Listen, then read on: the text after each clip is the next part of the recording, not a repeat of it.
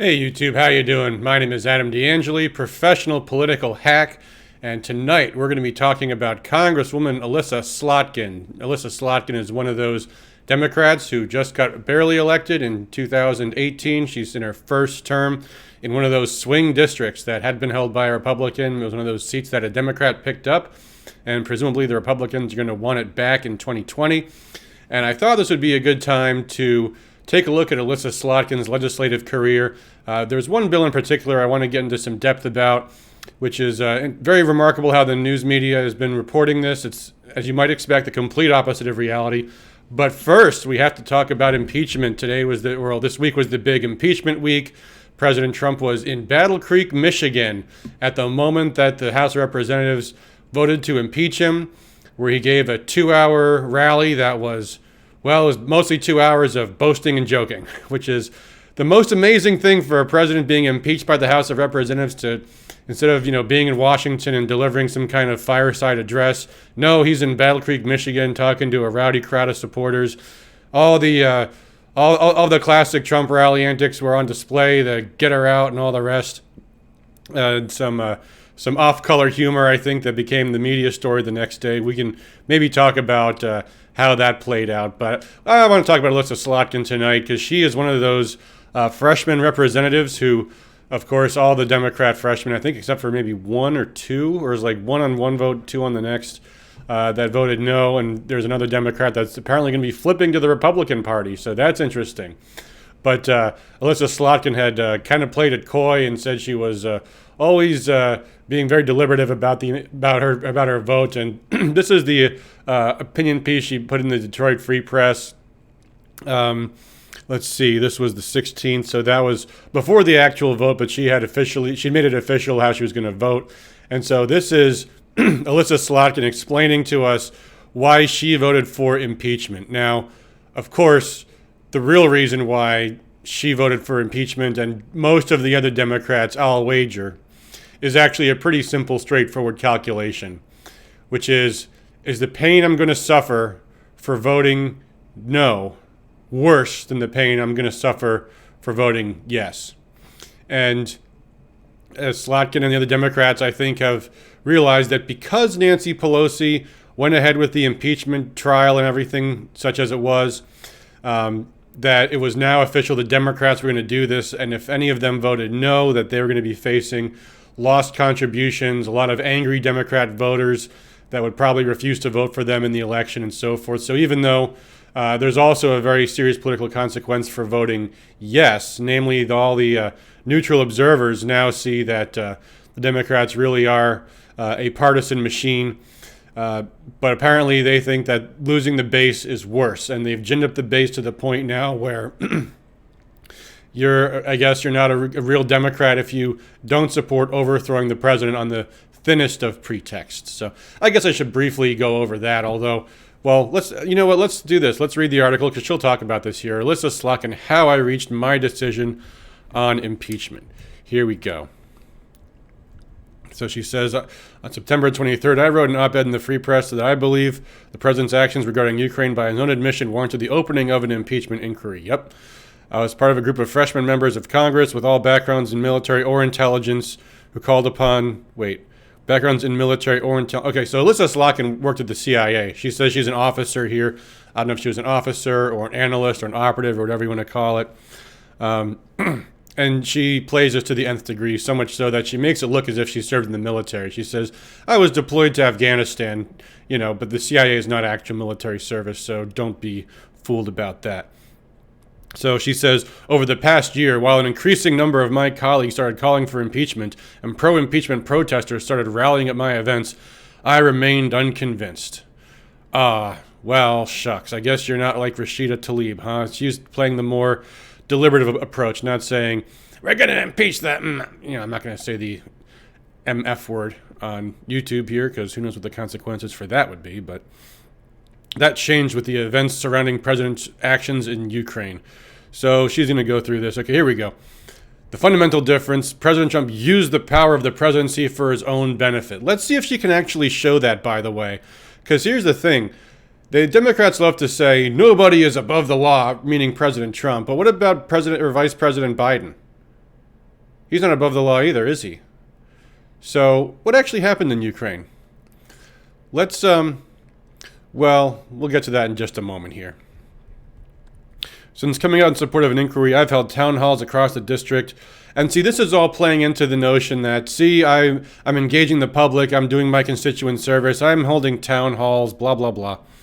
Over the past few days, I've done what I was trained to do as a CIA officer who worked for both Republicans and Democrats. Well, not exactly. Yes, you report ultimately to the commander-in-chief, but no, the average person working in the military is not working for Republicans and Democrats. They're working for higher-level officials.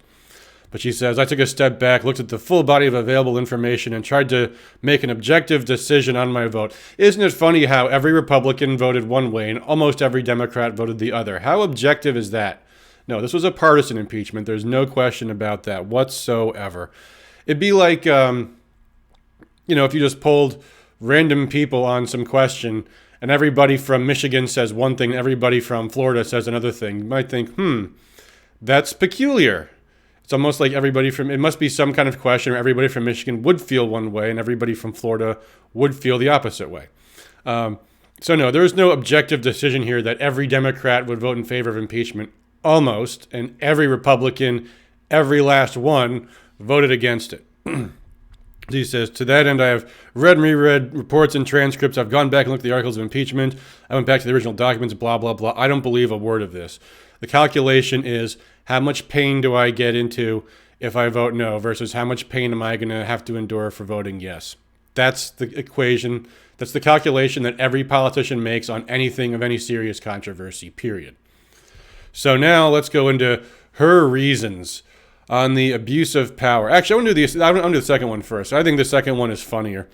I went back and did my research on the previous impeachment processes. It became clear that, in contrast to the proceedings against Andrew Johnson, Nixon, and Clinton, President Trump sent out unprecedented guidance to refuse and ignore the requests and subpoenas of the inquiry. Okay, the subpoenas of Johnson, Nixon, and Clinton. First of all, Nixon resigned before he actually was impeached. He saw the writing on the wall, so there was no resistance to the House inquiry necessary. And in Johnson's case and in Trump's case, there also wasn't this objectively biased House. Actually, it was the Intelligence Committee. Remember, it was the Intelligence Committee before the Judiciary Committee that had their so-called trial, where they didn't let the Republicans call any of their witnesses, including the most important ones, Joe and Hunter Biden. So that happened. What's going on here is they're impeaching Trump for for resisting subpoenas of their witnesses, from the White House, which has been mooted because the Supreme Court agreed they're going to hear that case. So there's no obstruction. The judiciary resolves conflicts between the executive and the legislative branches, period. What's going to happen when the Supreme Court hears it? Probably the Supreme Court's going to either say, yes, or no, you don't have to follow the congressional subpoenas, or they might even say yes. But either way, the judiciary makes the decision. So to not comply with a subpoena and to fight against it in the courts, which is what happens in trials all the time, is ridiculous. It's not a high crime or misdemeanor to defy a subpoena and say, you don't have the authority to compel our witnesses here. It's a question they're going to take to the courts. That's absolutely proper. So that charge should have been thrown out. It should have been thrown out the day the Supreme Court agreed to take up the case, which was, by the way, it was actually the Friday before the impeachment vote. It was 5 days before the impeachment vote. The Supreme Court says, yes, we'll hear this case. So it's no longer any kind of obstruction. It's the ordinary going to a judge when you don't want to answer a question or have a certain witness called, like a motion to quash or what have you. So now on to the abuse of power. I believe that the president illegally solicited the help of foreigners to influence the American political process. This is based in, well, let's let her finish here. On September 19th, the president's lawyer announced proudly on live TV, almost like he's not doing anything incriminating, that he had encouraged Ukraine to investigate the Bidens. Yeah, because the Bidens were engaged in terrible corruption in Ukraine. On September 22nd, in response to a reporter's question, the president affirmed it. Yes, and he also released the transcripts of the call. He also The president of the Ukraine himself said we didn't feel any pressure. The aid wasn't held up for any extended period. And by the way, Joe Biden is actually guilty of the things that they're accusing President Trump of. He specifically extorted Ukraine with foreign aid to call off an investigation on a company on which his son served on the board, making $50,000 per month. In fact, he said it on video at the Council on Foreign Relations. He said, "Son of a bee, I demanded that they you know what? Hold on. Let me pull up the actual quote from Biden here. It's pretty remarkable. I told the president of Ukraine, you're not getting the $1 billion. I said, you're not getting the $1 billion. I'm going to be leaving here. And I think it was 6 hours? I said, we're leaving in 6 hours. If the prosecutor's not fired, you're not getting the money. Well, son of a bee, he got fired. Ha ha ha. That's what Joe Biden did. And that's what he said he did on video. So Trump's crime is asking politely, and perhaps even in passing, that Ukraine actually look into the corruption of Hunter Biden, specifically the extortion of $1 billion in foreign aid. The very thing that they're accusing President Trump of doing, Biden actually did. The president is the commander-in-chief. Just because Joe Biden was vice president does not make him above the law. If it was anybody else who did the same thing, who wasn't running for president, the call would have been absolutely 100% proper. Biden does not get immunity because he's running for president. Period. That's the end of the whole impeachment argument right there. I should also point out something else. Abuse of power is not a crime. It's a thing, but it's not a specific criminal statute. So there's no analog to the high crimes or misdemeanors. But the impeachment process is a political process. At the end of the day, if the House votes to impeach and 2/3 of the Senate votes to remove, the judiciary is going to defer to the House and the Senate because the Constitution says it's the Congress that impeaches the president. So the legal standard is nothing. It's only the political standard. Now, the political standard is how is Congress going to explain this to their constituents? And this is Slotkin trying her hardest, but no dice. So that's Elissa Slotkin on impeachment. Good luck to her actually using this with the district. I don't think this is going to fly at all, but I guess we'll see.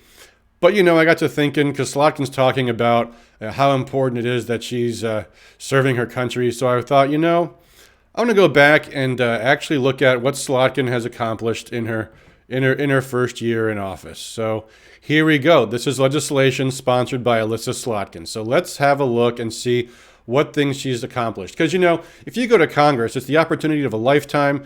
You might only have one term, especially if you're in a swing district, as she is. So she's trying to get done as much as she can in her first term, right? Let's see what we have here. We've got 18 things. Let's see what they are. We've got bills here. Look at where the bills are on these timelines. Introduced.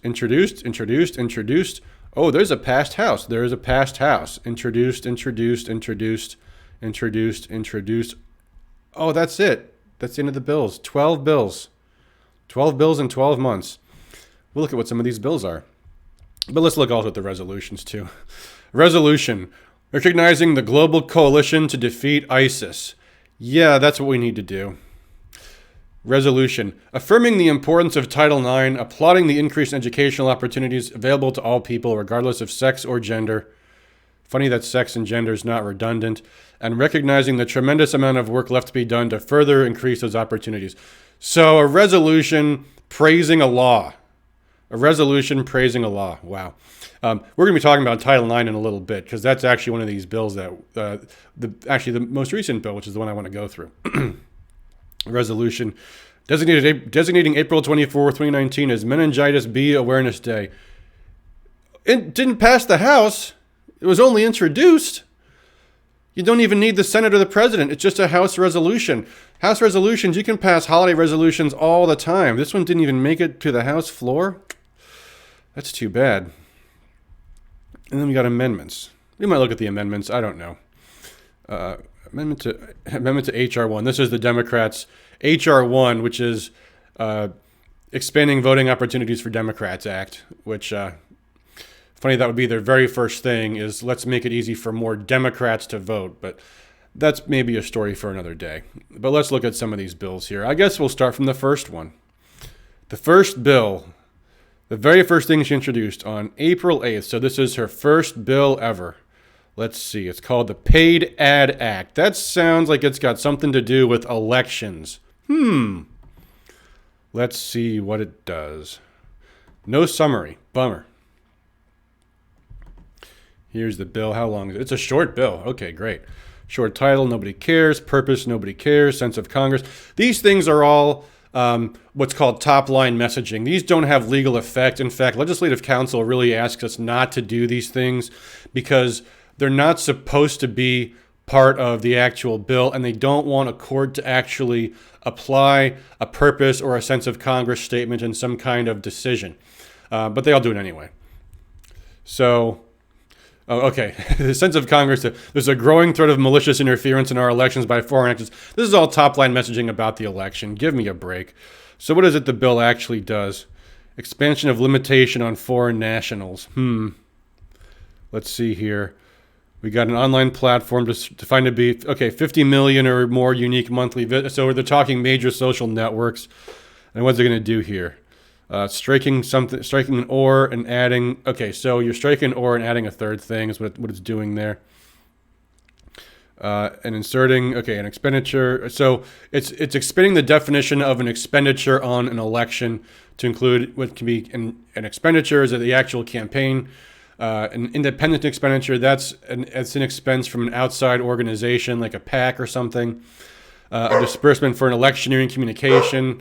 That's pretty much the same thing as an expenditure, obviously. And the disbursement for AB. These are all types of expenditures. This bill might not actually do anything at all. I think this is just a top-line messaging bill for preventing adversaries internationally from disbursing advertising dollars acts. Okay, so maybe the idea is that because a foreign corporation isn't registered as an American campaign committee or a PAC, that it's making sure that their own expenditures are swept into the definition of what an expenditure is.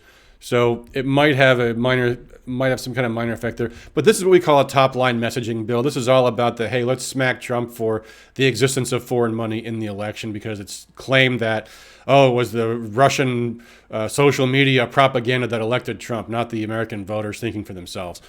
So, okay, that's her first bill. All right, her first bill is a slap at Trump. Great.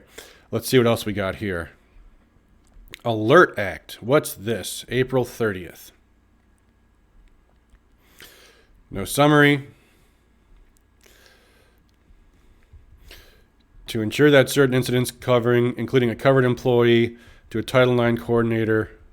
Okay, Elissa Slotkin's district includes Ingham County, Michigan. That's where MSU is located. That's where Larry Nassar, a terrible sexual predator, committed a great number of horrible rapes. So this is also top-line messaging. This is all about, let's talk about Larry Nassar some more. Let's see, what do we got here? What's this bill actually going to do? By the way, you love the acronyms they come up with. Accountability of Leaders in Education to Report Title IX Investigations Act. Okay, so the institution, that meaning university, will submit an annual certification to the secretary affirming that the president and not less than one additional member of the institution's board of trustees or designee have completed a comprehensive review of any incident involving a covered employee that was reported to the Title IX coordinator at that institution. Okay, so maybe the designee would be the Title IX coordinator. In this paragraph, the term comprehensive review means a review that includes at a minimum. We're at the end of the bill already. A review of material findings of fact relating to the incident. So we're writing another report about Title IX complaints, which there already are the reports. They are the complaints. I mean, do these documents not exist? Is this how we stop the next Larry Nassar from committing all these crimes? That the college will submit an annual certification to the Secretary of Education saying that, we've been reviewing all these incidents and we're really on top of our paperwork here. Great. Top line messaging didn't even pass the House. Remember, Slotkin's a Democrat. The Democrats control the House. And see, here's the thing about how leadership works. Bills come from different places. They can come from the individual members. Sometimes a lobbyist will write a bill and a member will introduce it for them. And sometimes bills come from leadership. And the nice thing about bills coming from leadership is that leadership wants them to pass. And what they like to do is give these bills to members that they wish to do a favor for, because this is a bill that's going to have legs, it's going to go someplace, maybe even a bipartisan bill that might actually get signed into law, so that Elissa Slotkin can go back to her district and say, look at how effective I am. I got this bill signed into law all by myself. But in actual fact, what happens is they give out these bills and they give them to members that need the most help, i.e., members who are freshmen in swing districts like Elissa Slotkin. So, funny how we haven't seemed to find any of those gimme bills yet. Let's see what else we got here. PFAS monitoring. This is more top-line messaging. Everything relating to PFAS is, let's talk about Flint. It's not actually what happened in Flint. PFAS is a different thing. It's a different chemical. But every time we're talking about water quality, it's a good thing for Democrats, so they're going to do a bill on PFAS monitoring. Okay, great. More top-line messaging on PFAS and clean water. Awesome. Coder Act. What is this one? We're now into June. So let's see. Creating opportunities through defense and okay. There's actually a summary here. Let's see. That'll save us time because I don't want to go through every single one of these, and it's going to take forever. This bill modifies the processes for acquisition of software at DoD. Oh boy, this sounds exciting. It requires DoD to establish guidance for the use of pathways for the rapid acquisition of software applications and upgrades that are intended to be fielded within 1 year. An application's pathway shall provide for the use of rapid deployment and implementation of applications to be used with commercially available hardware. This stuff should all be handled at the regulatory level or through DoD directly. There's no need for a law on this. An upgrades pathway that shall provide for the rapid development and insertion of software upgrades and hardware systems solely used by DoD. By the way, government are absolutely the worst at everything relating to technology. We already saw that with the Obamacare website, and maybe another time I'll tell you a story from when I worked on the Hill and saw firsthand what was going on when the Obamacare website launched. There's a lot the American people do not know about what happened to their health information when the Obamacare website was rolled out, but that's a story for another night. Anyway, this is some basically do-nothing bill. It's issuing a directive to DoD for something they should be able to do all by themselves. Whoop-de-doo. What else do we have here? Let's see. Where was I? I should just open a new window, not keep going back to this one. We got, oh boy, Foreign Influence Reporting Elections Act. More top-line election messaging. More let's attack Trump. Bot Disclosure and Accountability Act. More smack Trump. Okay. Short-Term Detention Standards Act. This is one of the ones that actually passed the House. So this sounds like top-line messaging, but there's actually policy here. The bill requires U.S. Customs and Border Protection to make every effort to ensure that apprehended individuals are given access to appropriate temporary shelter, bathrooms, and shower facilities, water, appropriate nutrition, hygiene, personal grooming items, and sanitation needs. Currently, CBP is only required to make every effort to provide food and water. This is more top-line messaging. This is when Alexandria Ocasio-Cortez went to a border protection place and lied to reporters and said that they were told to drink water out of the toilet. Yeah, right. Sure they did. This is more top-line messaging. Customs and Border Patrol do a great job. And they don't owe illegal aliens, basic human rights beyond what's already in the Universal Declaration of Human Rights. And even that, the best thing is just get them home as quickly as you possibly can. Because every single thing that's on this list is things that are paid for by law-abiding American taxpayers. That's my humble opinion. What else do we have here? We should look at the one other one that actually went somewhere. What's that? Weatherizing Infrastructure in the North and Terrorism Emergency Readiness Act. Okay. That must be an acronym too. Oh, that's the Winter Act. Okay. Why does every bill have to have an acronym? That's just silly. No summary. It passed the House and they don't have a summary. That's... Wow, okay. All right. What does this do? In addition to, or as part of exercise programs, okay, here we go. It's ordering the Department of Homeland Security to conduct a exercise involving an extreme cold weather event caused by a polar vortex. Okay.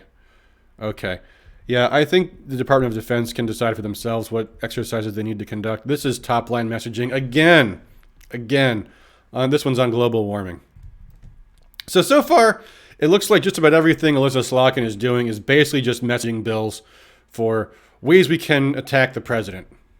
And, of course, they're actually not really doing anything because, they haven't gone anywhere. And they're not even attacking Trump because these aren't in the news. No one's covering this stuff. Well, that changed. That changed with this bill here, H.R. 5388. Let's see what this one does. Oh, I already have this pulled up. Here's the bill. It's a short bill. To provide that the Secretary of Education may not issue or enforce certain rules, may not take any action to implement, enforce, or otherwise give effect to the proposed amendments or regulations relating to the enforcement of Title IX of the Education Amendments of 1972. Now, this is actually really also top-line messaging, but in this case, I want to get into this bill because behind the messaging, there's actually a really important policy debate that's going on here. But what they're actually doing is this is a bill to say your Secretary of Education may not implement the rule that she has announced their intention to implement. So, again, fat chance this bill's going to go nowhere. Here's how the media covered this. Wait, that's not it. Here, where is it? No, that's not it either. Here we go. Oh, this is it. Betsy DeVos wants to change campus sexual assault policies. Slotkin has planned to stop her. Boy, they make it sound like this is quite some plan, huh? Not just a bill that says, you can't do that. You can't do that. That's a great plan. What's the plan to get it through the Senate? What's the plan to get the president to sign it? Some plan. So here's how the fake news covers this. Elissa Slotkin proposed legislation Tuesday to stop Education Secretary DeVos from advancing rules that critics say could hurt efforts to fight sexual harassment and assault on college campuses. Slotkin is one of 3 members of the Democrat majority in the U.S. House pushing a bill. By the way, who are the members? Let's see here.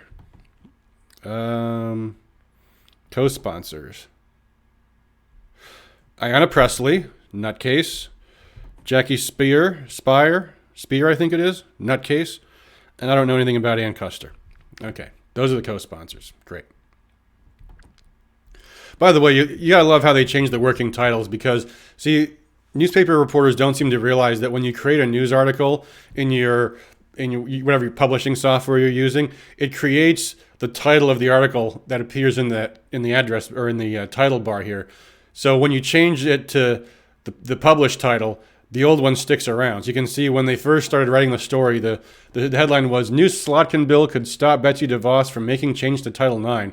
They reworded it, Betsy DeVos wants to change campus sexual assault policies. Slotkin has planned to stop her. Okay.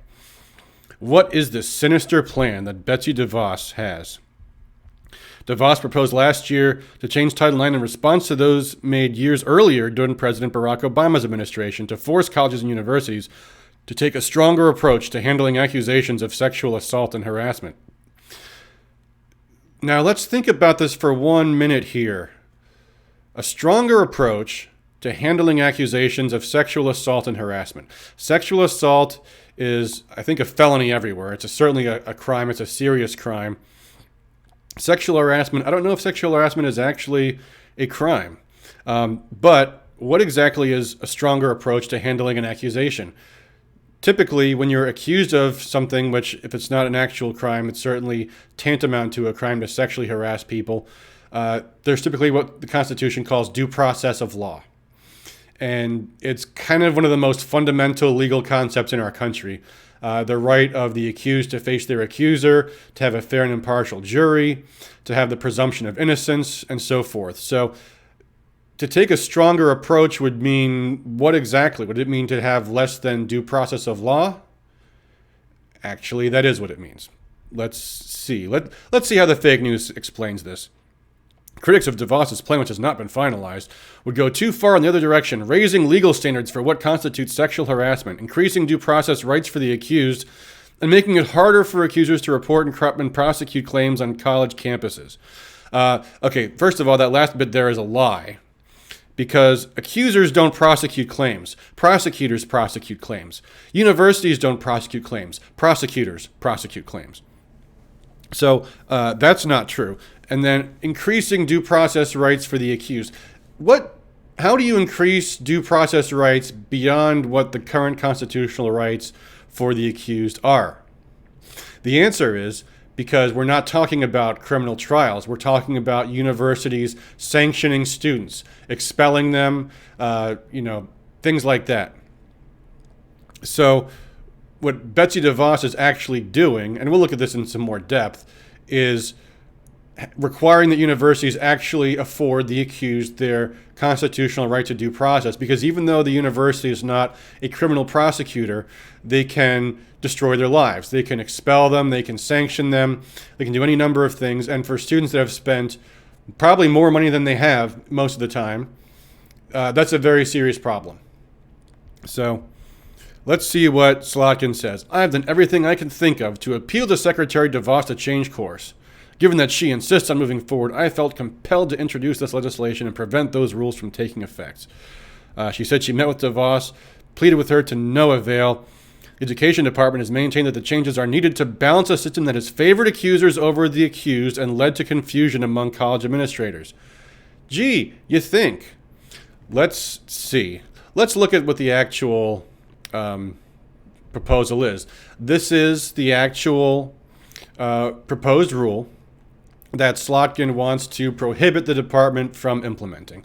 Now, this is really hard to read, and it's very long. I can't read the entire thing on the stream. It's 38 very, very, very dense pages, and in fact, I went and moved it over to Word just so I could read it.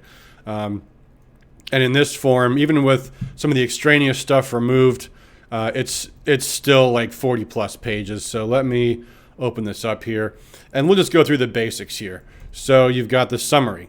The Secretary of Education proposes to amend regulations implementing Title IX. The proposed regulations would clarify and modify Title IX regulatory requirements pertaining to the availability of remedies for violations, the effective constitutional protections, the designation of a coordinator to address sex discrimination issues, the dissemination of a non-discrimination policy, the adoption of grievance procedures, and the process to claim a religious exemption. The proposed regulations would also specify how recipients, schools, and institutions covered by Title IX, meaning basically all colleges, must respond to incidents of sexual harassment consistent with Title IX's prohibition against sex discrimination. The proposed regulations assisting and protecting victims of sexual harassment and ensuring due process protections are in place for individuals accused of sexual harassment. So, real quick, going back to this original fake news story here. Let me pull it up here.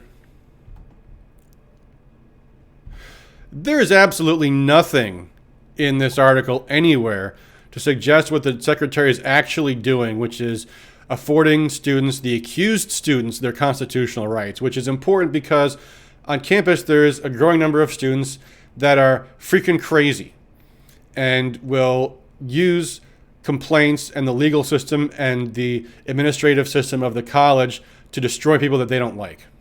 And that's a terrible thing.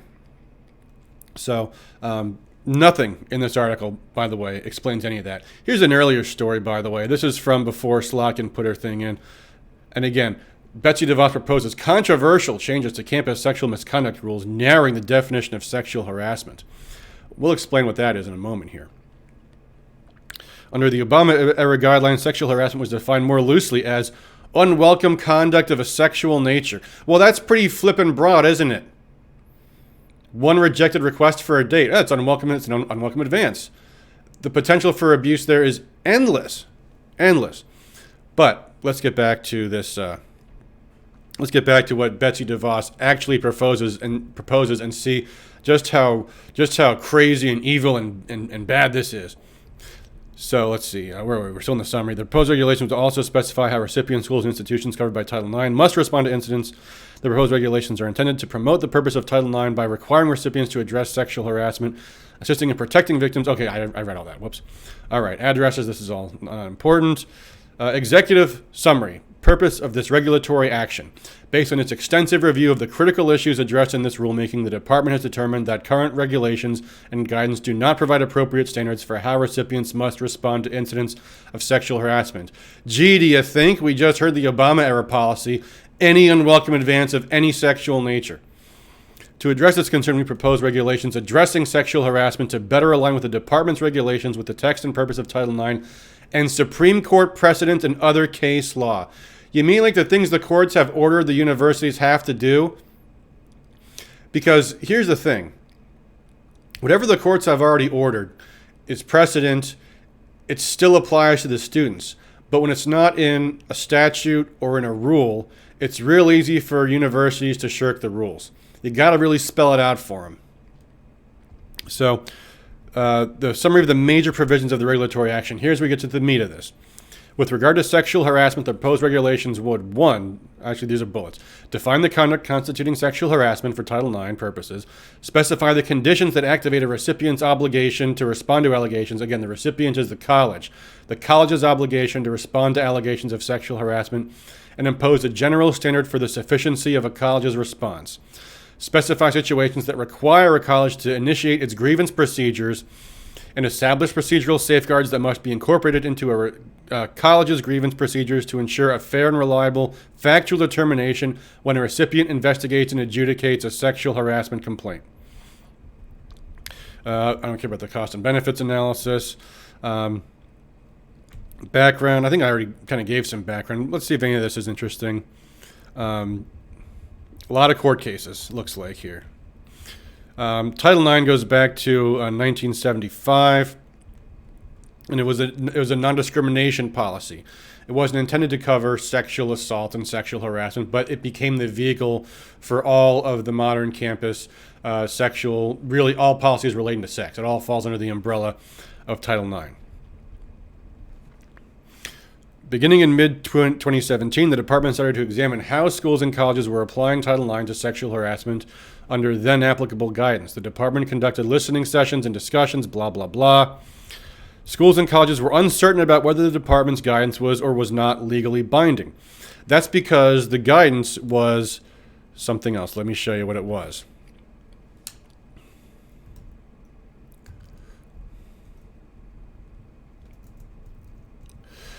This is the guidance.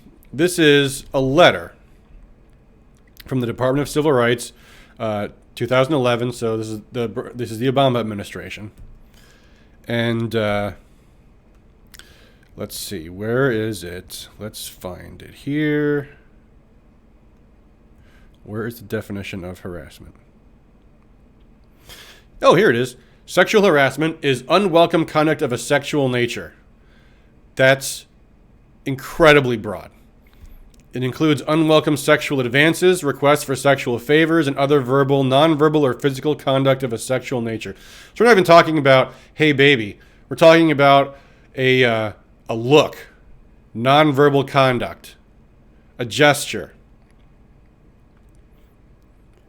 It means basically anything. No wonder colleges might be a little confused about that, don't you think? Don't you think? And by the way, knowing whatever we know about, or whatever you personally know, I can tell you what I know about how college administrations apply their policies. There's a little bit of a political nature to it, you might say. Yeah, there's a certain bias on campuses. You know, what's that saying? Believe all women. That's not due process, by the way. Anyway, all right, let's get back to Betsy DeVos here. And again, this is much too long to read, so I'm kind of skimming over this. But I'll put a link in the description, so if you want to read this, you can. Significant proposed regulations. Rather than proceeding sequentially, we group and discuss proposed amendments under the substantive or procedural issues to which they pertain. We do not address proposed regulatory changes that are technical or otherwise minor in effect.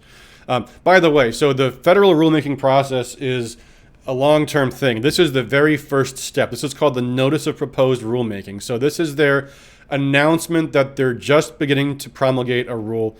There's then going to be a public comment period. There's a draft rule release. Then there's public comment. Then there's a finalized rule. and then it gets put into effect. And that process can take years. So the significantly proposed regulations, and now we have, we've got an outline here. So recipient's response to sexual harassment.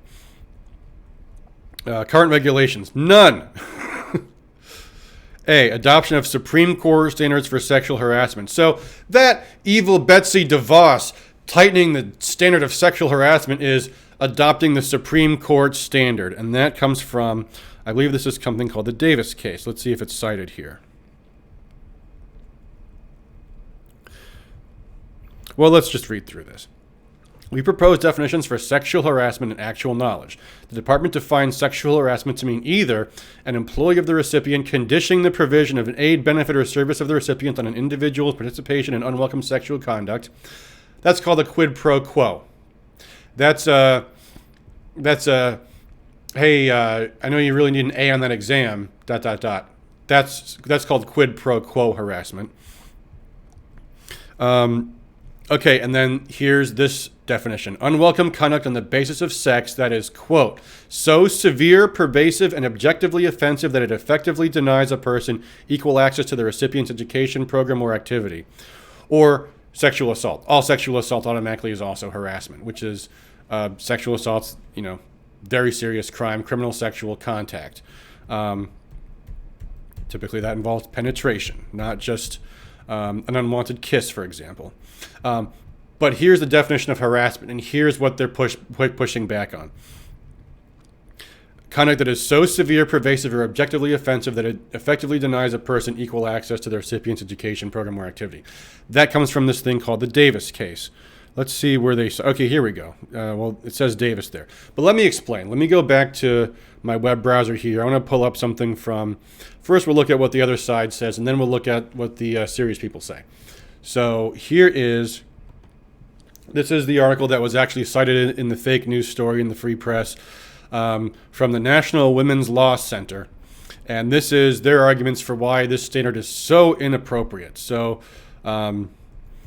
we can come back to these in a little bit, but I want to get to what they're talking about. The definition of harassment. Now, here they're whinging. Schools will be required to ignore harassment until it becomes quite severe and harmful and denies a student educational opportunities. And then there's a summary of the rule there. What it means. Even if a student reports sexual harassment to the right person, yeah, that you should do that. And even if the harassment occurred within a school program or activity, yeah, that's typically when harassment is reported to a university, not to the police.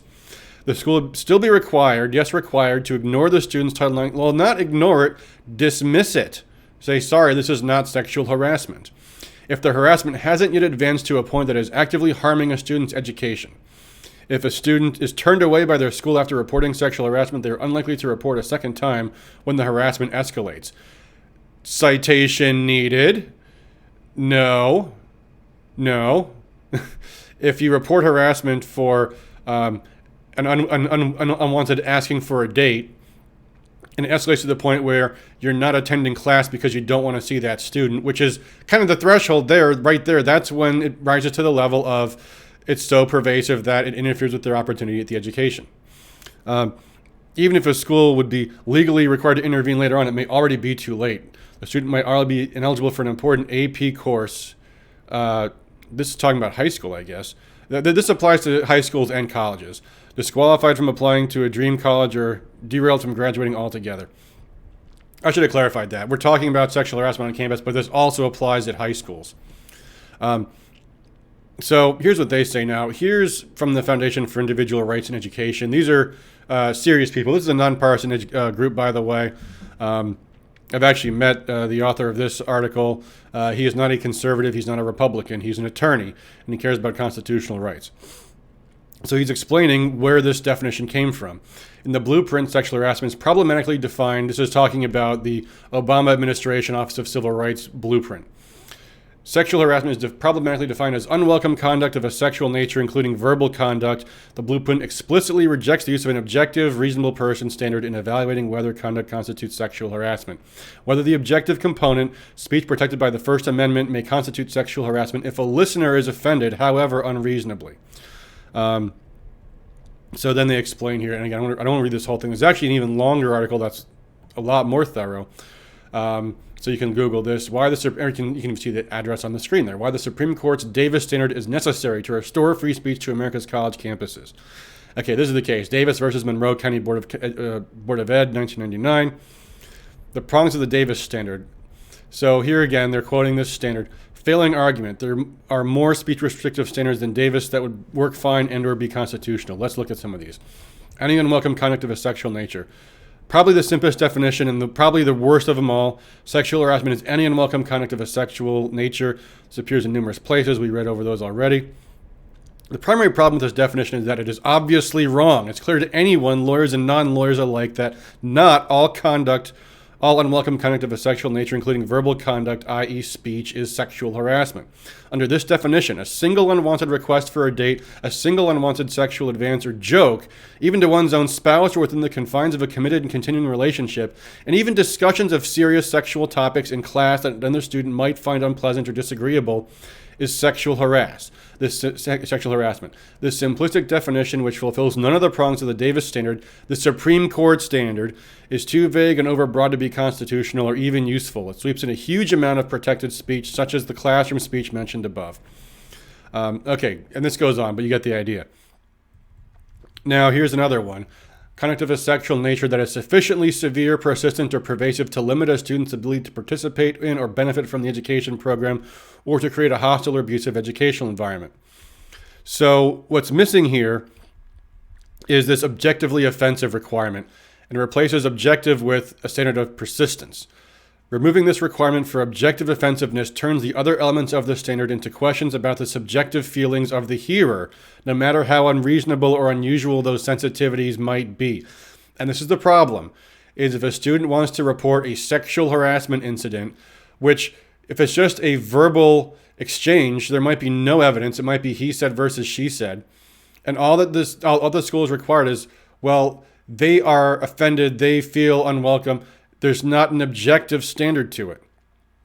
And here we go. It's easy to think of a campus example where this change could cause a problem for free expression. For example, a group of protesters advocating peaceably for several days in a row for transgender rights. Such a protest would certainly be persistent. It is happening for several days in a row, as well as offensive to a substantial number of people, especially within traditional Christian or Muslim religious communities.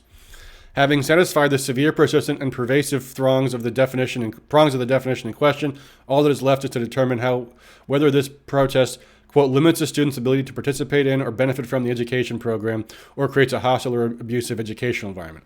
So they're going through this here, and again, I think I'm going to cut this off. We're at almost an hour now. But you can see what's going on here. You guys get the idea. If you want to find more, I'll post the links in the description. But what Betsy DeVos is doing with this proposed regulation is requiring colleges actually follow due process as upheld by the Supreme Court.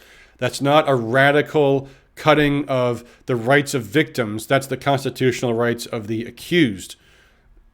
So, again, going back to the fake news here, and we should wrap up talking about Elissa Slotkin, because that's Elissa Slotkin's career. Top-line messaging on believing all women, top-line messaging on those terrible Customs and Border Patrol, top-line messaging on water, top-line messaging on the Trump election. That's what it boils down to. That's all she's done in 1 year in office, and for that she's gotten a grand total of, let's see here,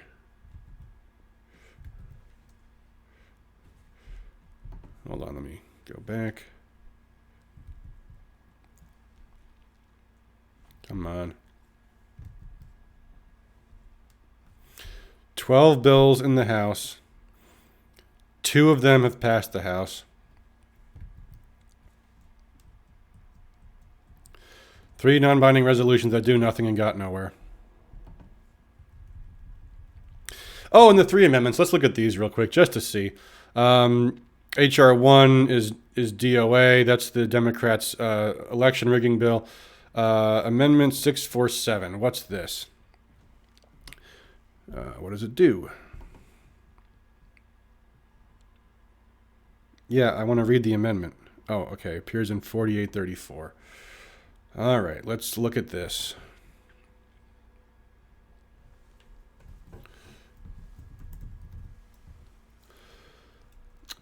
Oh, come on. I don't need this. I need the actual text of the resolution. Very thoughtful. Where is the amendment?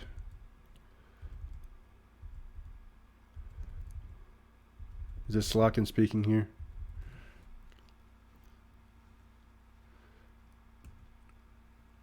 No, that's Levin's amendment. Where's Slotkin's amendment? Yeah, okay, here we go.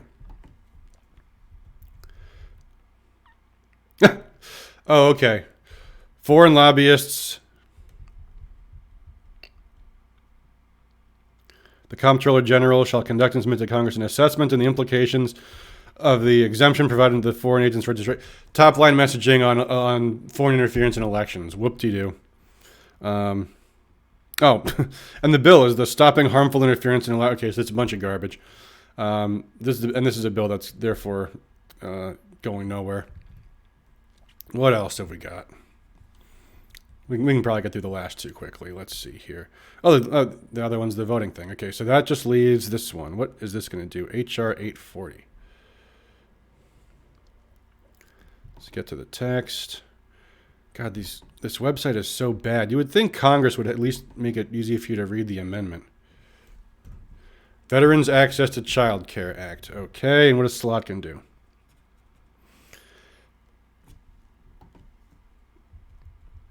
Authority to consult with the Secretary of Defense. An implementing section of whatever, the Secretary of Veterans Affairs may consult with the Secretary of Defense. Great. Brilliant. I don't know why they actually have to have that in there. I don't know that it actually does anything. Yeah, the Secretary of Defense and the Secretary of VA should probably talk once in a while. And that's it. Good job, Slotkin. You've really made the most of your short time in Washington. Well, hope you're proud. All right, guys, I'm going to wrap up. We're at 52 minutes, it looks like. So that's Elissa Slotkin. If you have any questions for me, please leave them in the comments. I hope this is informative.